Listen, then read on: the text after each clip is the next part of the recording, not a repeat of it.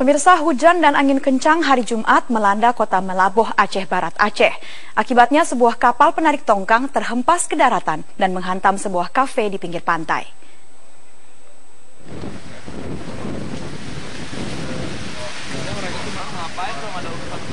Angin kencang yang disertai hujan deras ini melanda kota Melaboh, Aceh Barat. Akibatnya sebuah kafe di desa Suwak Indrapuri, Kecamatan Johan Pahlawan hancur berantakan. Menurut salah seorang pemilik kafe, badai yang terjadi sejak Kamis malam ini menyebabkan sebatang pohon besar tumbang dan menimpa kafe miliknya. Tak hanya itu, sebuah kapal penarik tongkang yang terhempas ke daratan akibat angin kencang juga menghantam kafenya. 3 kafe lainnya juga rusak dihempas angin kencang.